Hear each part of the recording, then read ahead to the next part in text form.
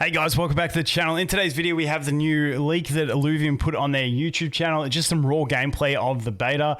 It looks really nice in my opinion. I'll leave a link to it in the description if you just want to go watch the raw footage without me talking shit over it, so you can do that. But see a lot of cool things in it. I am super excited. I cannot wait. This has got me next level excited. And the great thing about it is this does look like genuine raw gameplay footage where someone's just in the dash, like literally logging in, joining a game, recording the gameplay, and then heading off at the end of it. So it looks really clean. I can't wait to get into it. It looks nice. And we'll talk a bit more about what I'm seeing in it and stuff like that. I'll definitely dive deeper into it later in the day, make a spreadsheet of all the ultimate abilities that we get sneaked at and stuff like that. But looking good so far. So let's jump in. So that's like the login page. Then we come here. You get your different modes up the top, but we can't get into them yet, obviously. So we log into the survival mode.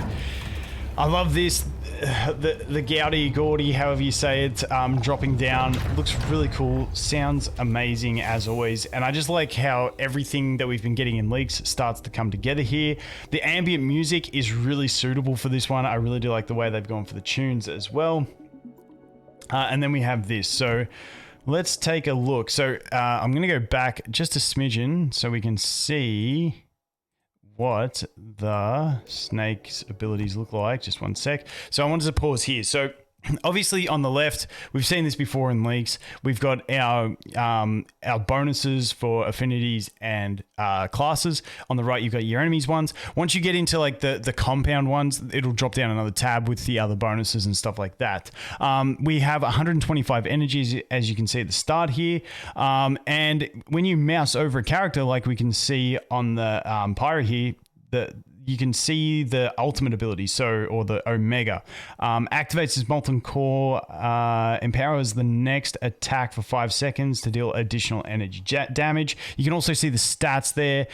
So really good interface. I would like that to be a little bit bigger for me personally because I have shit eyes, but you know, it might be just because I'm blind. But yeah, like looks super clean.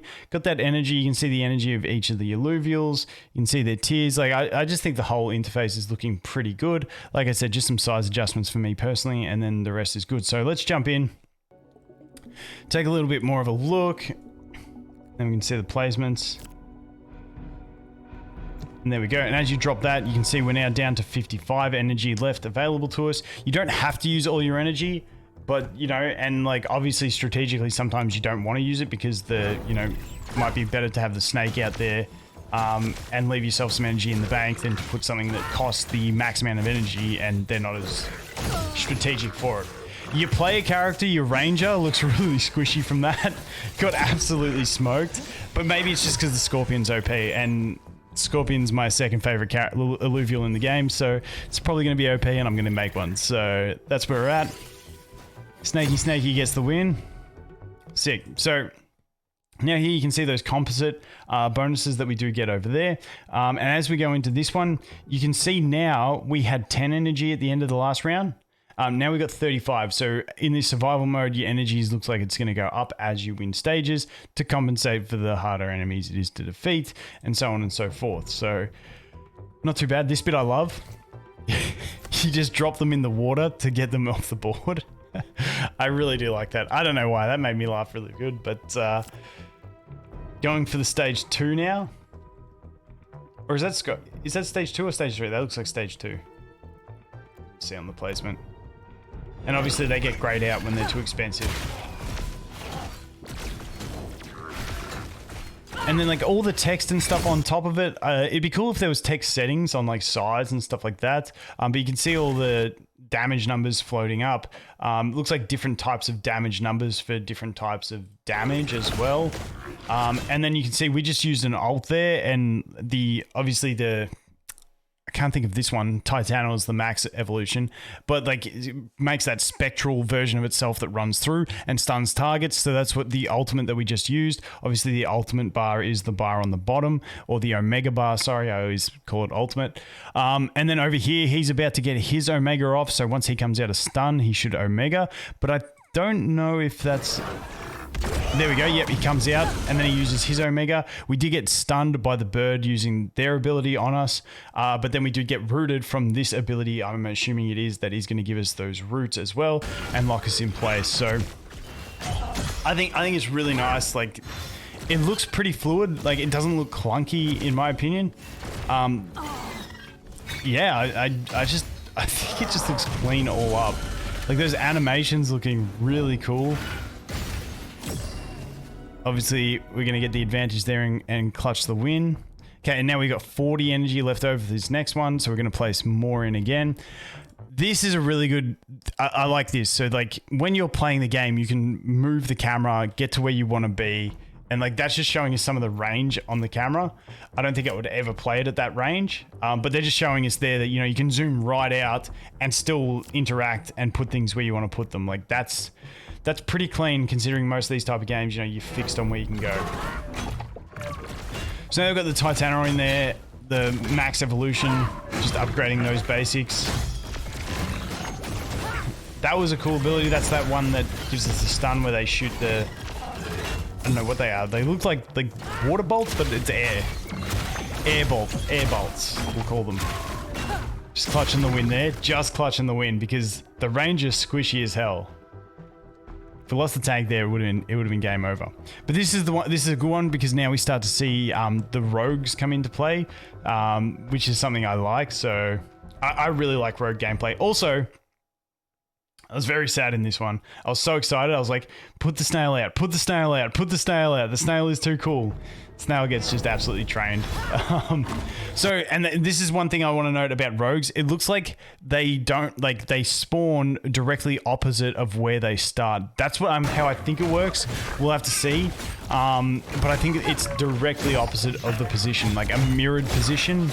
I don't have much to go on, so that's like early guesses, but we'll have to see. But yeah, all the animations, all the interactions look really clean. Let's go there.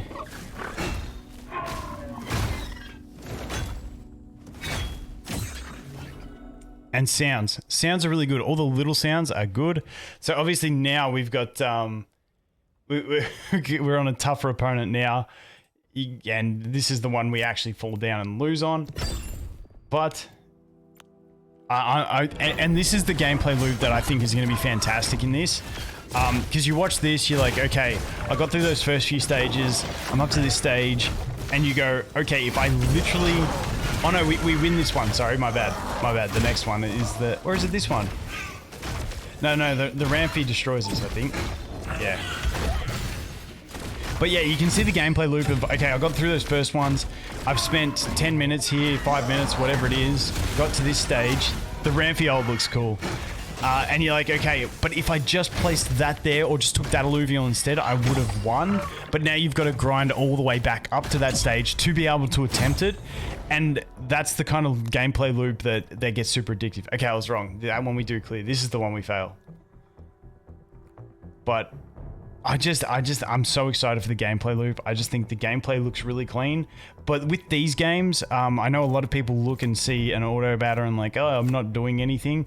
But it's more the thought behind the process of what you're doing more than just the straight what I'm interactively doing. Because like I said, that gameplay loop, think about it like you're grinding this out.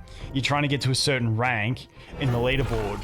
And you're like 2 stages away and you've spent an hour and a half grinding up there and you fail that stage and you're like, if I did this, I would have cleared it.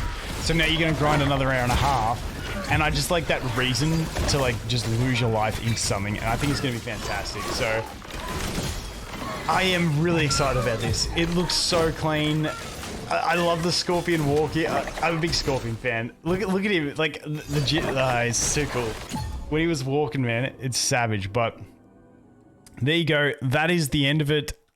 Looks really good. Like I said, the gameplay loop, which was the big thing for me, I think the gameplay loop in both PvE and open world is going to be insanely addictive. but this in itself has a very addictive gameplay. And if when the game launches, the survival mode has that in-game yield, so you have more incentive to try and push it, I can see a lot of no lives going on. But we'll have to wait and see. Anyway, guys, let me know what you think. I think it's looking good. Hopefully we can get our hands on it sometime soon. But yeah, I'm really glad they did this leak. This has got me super excited. Anyway, guys, thanks for watching. Hope you have an awesome day, and I look forward to seeing the next one. Cheers.